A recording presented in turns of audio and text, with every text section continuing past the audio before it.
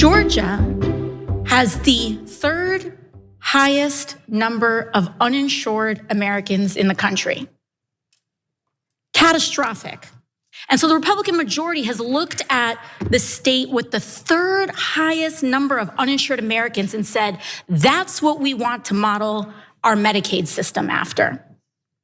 This catastrophic failure in the dead of night at 2:38 in the morning. That is AOC, again, as she said, very late at night, pointing out what the GOP is doing. They're trying to kill Medicaid. And you know how sure the right is that this will be a popular move when they're doing the hearing at 2:38 in the morning, literally in the dead of night, trying to kill a wildly popular and necessary plan. But while I have a lot to say about this, let's let her explain first the scam that the GOP is running here to justify this disastrous change.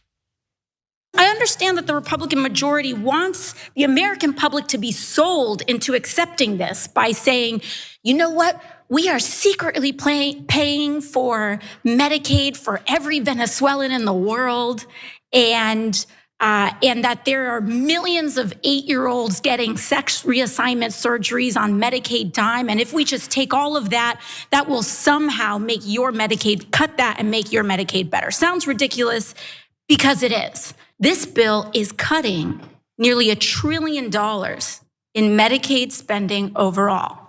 Why? Because down the hallway, they are trying to finance tax cuts for people who are inheriting $22 million houses. She goes into a lot more detail, and it's definitely worth a watch. She posted it on her Twitter about how it seems utterly ridiculous that they're like, well, we just want to get rid of the waste and fraud. And she points out, well, then why do you have to cut it overall? Why don't you just keep the funding level current and just redirect that money to the deserving people? But they're not doing that. They're spending it on the tax cuts. And she said there, the $22 million thing. I thought at first she was making some sort of point about Marjorie Greene, who inherited a business and everything else, and she's worth tens of millions of dollars. That's not what she's doing. It's one of the most individually ridiculous tax cuts that the right is doing. Previously, as she describes, when you inherit a house, you don't have to pay taxes on it up to $11 million. And during the first Trump term, during their tax cuts, they said, that's not enough.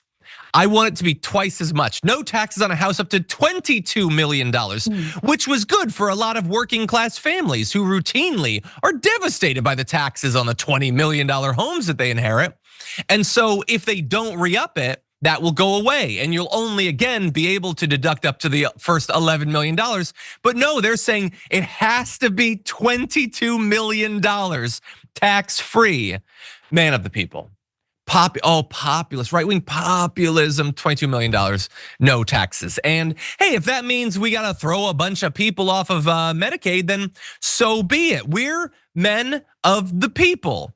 The issue is that the people actually showed up. There was a protest actually outside of that hearing, and a bunch of the protesters just got dragged away viciously. The right was not interested in hearing from these people. And by the way, I also just want to update. We gave out some numbers earlier this week. We've been doing a lot of coverage of Medicaid. It was estimated that up to, I think it was like 8.7 million people or something could end up being thrown off of Medicaid thanks to these cuts, so that Marjorie Greene doesn't have to pay taxes on her $15 million house or whatever. No, the new estimate is actually 9.7 to 14.4 million people. So we're now up to 16% of everyone on Medicaid could be cut thanks to this change. So Mark Zuckerberg gets a tax cut, so Elon Musk gets a tax cut, so Jeff Bezos gets a tax cut. That's what they're doing, and thank you to AOC for making sure people know about it. Sharon, what do you think?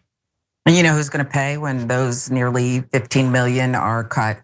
People are still gonna go. They're gonna go to emergency rooms, they're gonna get treatment. It'll be late, so their conditions will worsen unnecessarily, but we're all gonna pay, except maybe Zuckerberg and Green. We're going to have increased services and fees. Hospitals are gonna close, so we already have a lot of deserts here, food zones and hospital zones in Georgia. So if this is the model here, Georgia, where I live, buckle up. But I also think as you continue to do this devastation, and in such, like, you won't stop at anything, the pushback is going to get louder, and you're not gonna be able to drag everyone out. So we'll see. It's gonna be bigger and louder.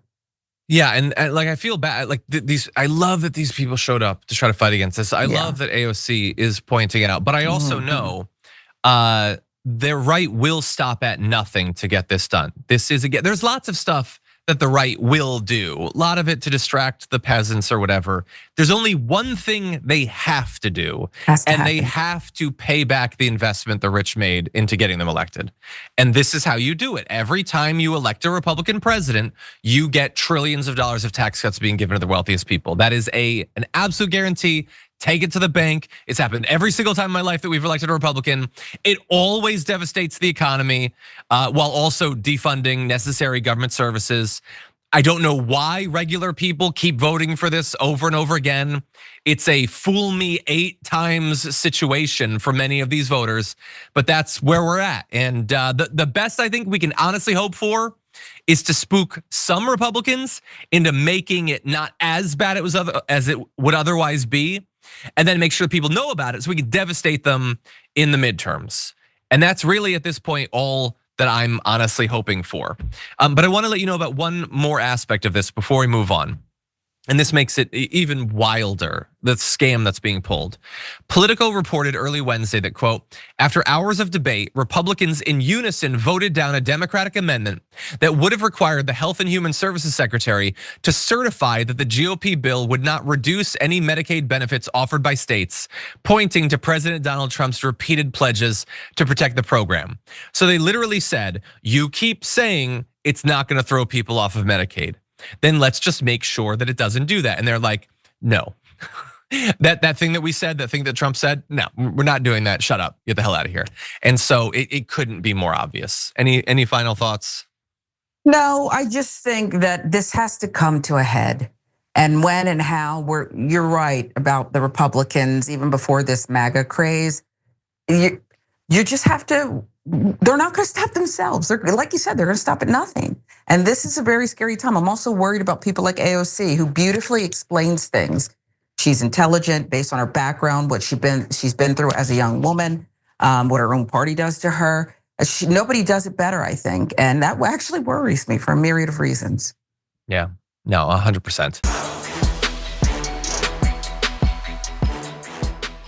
If you enjoyed that, then make sure that you never miss another video by subscribing. And if you want a little more, consider hitting the join button and becoming a member. So you're probably wondering, why would I do that? Well, when you do that, you get access to bonus content that I make every single week, and it's a lot of fun. You get custom emojis and more. If you join at tier 3, by the way, you even get access to a monthly member hangout with myself. And you'll get all that going forward, but you'll also unlock years of the back catalog that is literally 100 or more bonus clips and top 10 lists and debates and more. So what are you waiting for?